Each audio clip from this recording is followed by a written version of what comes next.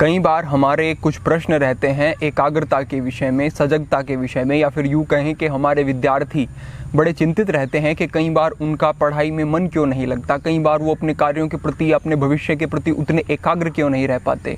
तो इस विषय में योगिक दृष्टिकोण का वैज्ञानिक पक्ष जो हमारे मन के विषय में, हमारे विचारों के विषय में हमें अवगत करा सकता है, बता सकता है, वो क्या कहता है, इस विषय पर हम आज चर्चा कर रहे हैं। ये बड़ा ही महत्वपूर्ण विषय है और इसको बारीकी से समझ लेना अनिवार्य है। इसको समझ लेने के बाद आप इस दिशा में कार्य कर सकेंगे और स्थितियों में बड़े विशाल सुंदर बदलाव ला सकेंगे।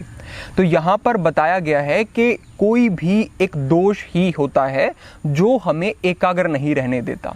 आप पढ़ने के लिए बैठे हैं, मन में कोई विचार आया, मन उसके साथ संलग्न हुआ, मन उसकी तरफ खींचना शुरू हुआ, वहाँ से कोई दूसरा विचार आ गया, वहाँ से कोई तीसरा, और आपको पता भी नहीं चला कि कितनी सारी अव्यवस्थाएं मन में आ गई, कितनी सारी वृत्तियाँ बन गई और आपका काफ़ी समय भी नष्ट हो गया।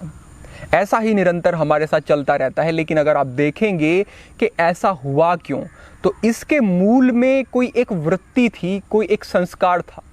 और यहाँ पर यह समझ लेना बहुत ज़्यादा ज़रूरी है कि संस्कार हमारे मन में जो रहते हैं, जो दोष जो रहते हैं, या फिर जो अच्छाई और बुराई दोनों ही रहती है, तो दोनों ही बीज रूप में विद्यमान होते हैं हमारे अंतःकरण में। ये जो संस्कार हैं, यहाँ पर बताया गया है कि जो भी ये वृत्तियाँ हैं, ये चार अवस्था में रहती हैं।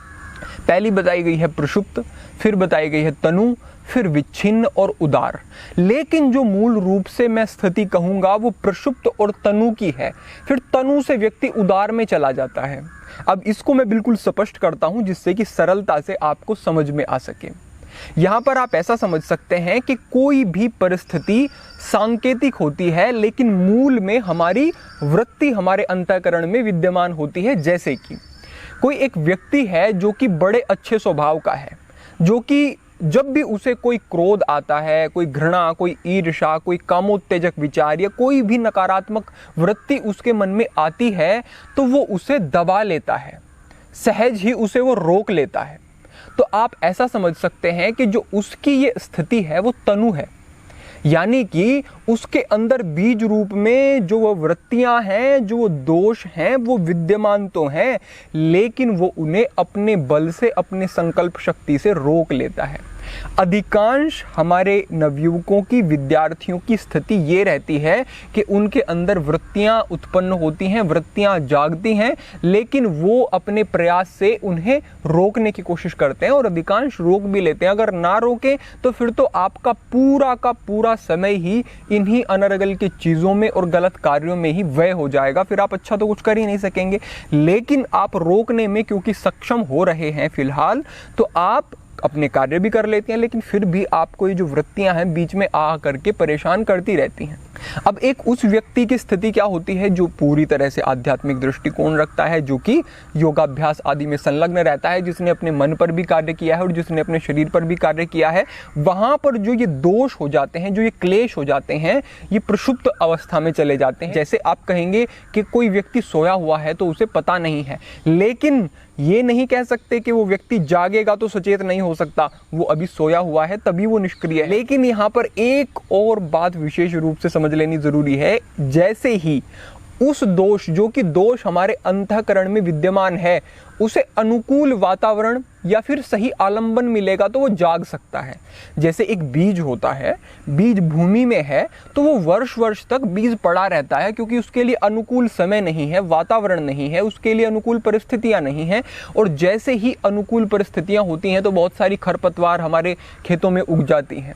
कैसे उग रही है? हमने तो वो बीजारोपण नहीं किया, फिर कैसे उगी? क्योंकि वो बीज भूमि में थे, लेकिन उन्हें अनुकूल वातावरण नहीं मिल रहा था, इसीलिए वो जागृत नहीं हो रहे थे। अब यहाँ पे क्या हुआ? जैसे ही आप पढ़ाई में हैं, एकाग्र हैं, लेकिन आप कुसंग में पड़ गए, आप कुछ ऐसे लोगों का संग करने लगे, आपने कोई ऐसे चित्र देख लिया, कोई ऐसी मूवी देख ली, कोई टीवी में आपने ऐसा कुछ देखा, या फिर कुछ भी एक ऐसी स्थिति बनी जो कि आपके संस्कार को बिगाड़ने वाली है, तो तत्क्षण वो जो प्रसुप्त अवस्था में संस्कार हैं वो जागने लगेंगे। और जो तनु अवस्था में है, जैसे प्रसुप्त, उसके बाद मैंने आपको तनु बताया, जो तनु अवस्था में है वो तो 100% जाग ही जाएंगे। अब यहाँ पर दो कैटेगरी अलग अलग बन जाती हैं, एक प्रसुप्त वाले, एक तनु वाले।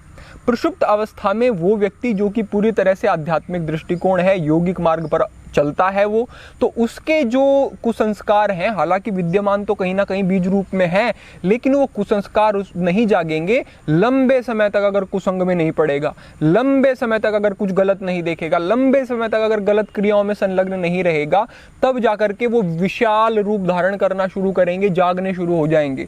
लेकिन जो तनु अवस्था में है, जो कि आप अपनी स्थिति भी समझें, और अधिकांश व्यक्तियों की यही अवस्था है कि तनु में है। अब तनु वाली जो स्थिति है वो बिल्कुल ऐसी है जैसी बहुत कच्ची सी नींद होती है, हल्का सा आहट हुई नहीं और व्यक्ति उठ गया। तो यहाँ पर विशाल सजगता रखने की आवश्यकता है, क्योंकि अगर थोड़ा भी आपने लापरवाही की यहाँ पर, तो वो जो सोए हुए संस्कार हैं, क्योंकि तनु अवस्था में है, अब थोड़े थोड़े जागे हुए हैं वो, तो वो और जागेंगे तो सीधा आप अंत की अवस्था में चले जाएंगे, जो कि उदार अवस्था है। उदार में जैसे जाते हैं तो आपके जो संस्कार होते हैं, कुसंस्कार होते हैं, वो इतने प्रभावी हो जाते हैं कि फिर वो आपको अच्छा और बुरा आपके लिए क्या है वो देखने नहीं देते, उसका आप भेद नहीं कर पाएंगे। ये अवस्था हो जाती है जब समय भी नष्ट होता है, जब ऊर्जा भी नष्ट होती है, और कई बार जीवन भी नष्ट हो जाता है। आप कितने लोग देखते हैं समाज में जो कि गलत कार्यों में संलग्न हुए और एक गलत क्रिया के कारण ये इतने बलात्कार आदि के केसेस आते हैं, और ये दूसरे जो इतने बड़े बड़े अपराध व्यक्ति करता है, क्योंकि जो दोष है वो उदार अवस्था में चला गया, उसने उसकी आंखें बंद कर दी। अब उसे भी पता था कि ये जो मैं कार्य कर रहा हूँ उसका परिणाम निश्चित रूप से बड़ा ही भयानक हो सकता है, बड़ा ही गलत हो सकता है, लेकिन क्योंकि जो कुसंस्कार था वो उदार अवस्था में था, तो वो सोच नहीं पाया, वो सही निर्णय नहीं कर पाया, और उसी के कारण उसे बड़ा हानि यहाँ पर उठानी पड़ी। तो इसी प्रकार से आप समझ सकते हैं कि ये जो प्रसुप्त अवस्था में है जो संस्कार किसी के, उनको तनु अवस्था में ना जाने दे, जिसके तनु अवस्था में है उनको वो उदार अवस्था में जाने से रोके। और अगर आप इस प्रकार से रोक लेते हैं तो निश्चित रूप से आप अपने मन को नियंत्रित कर करके रख सकते हैं। और एक और बात कि हमारे अंदर बीज रूप में अच्छे और बुरे संस्कार दोनों ही हैं, सहायक और बाधक संस्कार दोनों ही हैं। तो बहुत सारे संस्कार ऐसे भी हैं आपके मन में जो कि आपकी पढ़ाई के लिए, जो कि आपके उद्देश्यों के लिए, जो कि जीवन में आगे बढ़ने के लिए, सफलता के लिए सहायक हैं। अब वो संस्कार भी वैसे ही विकसित होंगे जैसे वो कुसंस्कार विकसित हुए हैं, यानी कि गलत संगति से जैसे कुसंस्कार विकसित हुए हैं, उसी प्रकार सुसंगति से अच्छे संस्कार भी विकसित हो सकते हैं। उसी प्रकार से एकाग्रता से और लक्ष्य के प्रति सजग रहने से सुसंस्कार भी विकसित हो सकते हैं। उसी प्रकार आध्यात्मिक दृष्टिकोण, पूजा, आराधना और यौगिक मार्ग पर आगे बढ़ने से सुसंस्कार भी विकसित हो सकते हैं। तो आपके ऊपर निर्भर करता है कि आप कौन से संस्कारों को प्रभावी करते हैं, विकसित करते हैं अपने जीवन में। जो संस्कार विकसित कर लेंगे वैसा विचार हो जाएगा और वैसा ही आपका जीवन हो जाएगा। ये स्पष्ट है, पूरी तरह से 100% सत्य समझें इस बात को कि ऐसे ही आपका मन और जीवन कार्य करने वाला है। जैसे कि एक सीढ़ी है, वो सीढ़ी आपको ऊपर भी उठा सकती है और वही सीढ़ी आपको नीचे भी ला सकती है। इसी प्रकार से बीज रूप में सुप्त संस्कार ही हैं जो अगर गलत तरह से विकसित हो गए तो आप पतन में जाएंगे, और अगर सही तरह से विकसित हो गए तो आप सुमार्गगामी हो जाएंगे। तो अपने आप को सुसंगति, अगर सुसंगति नहीं मिलती है तो स्वाध्याय करो। और क्रिया योग का आलंबन जो व्यक्ति लेता है वो कभी भी जीवन में पथभ्रष्ट नहीं होता। तप, स्वाध्याय, ईश्वर, प्राणिधान, ये 3 शब्द हमेशा ध्यान रखना। तप क्या है? आपके जीवन में बहुत सारे द्वंद्व आते हैं, बहुत सारी कठिनाइयाँ आती हैं। जब आप आगे बढ़ते हैं तो आपका कंफर्ट जोन आपको बहानता है, आपको कहता है कि ये तुम क्या कर रहे हो, इतना अरुचिकर कार्य, रुचिकर कार्य आपके पास बहुत सारे हैं। आप अपना समय नष्ट करना अगर शुरू कर देंगे उस अवस्था में, तो समझो कि आपने जो सीढ़ी ऊपर ले जा सकती थी उसका सही प्रयोग नहीं किया, आप गर्त में जाना शुरू हो गए। उसी तरीके से अगर अच्छा आप अपने लिए सही एक मैनेजमेंट रखते हैं, सही समय का प्रबंधन रखते हैं, तो वही मार्ग आपके लिए ऊपर उठाने वाला भी हो सकता है। तो ये हमेशा ध्यान रखें कि तप, यानी कि जीवन में जो कठिन परिस्थितियां आती हैं उनका आप किस तरह से सामना करते हैं, द्वंद्वों को किस प्रकार से सहन करते हुए आप अपने लिए अच्छा मार्ग बनाते हैं। तप, स्वाध्याय क्या है?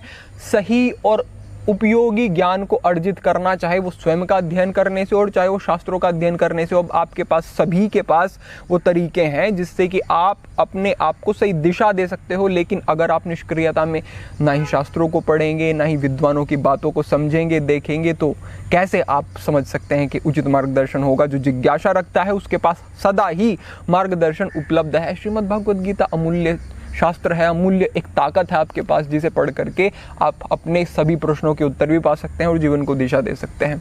तो तप, स्वाध्याय, ईश्वर प्राणिधान, फिर जो भी कुछ हो उसको ईश्वर के प्रति समर्पित कर दो।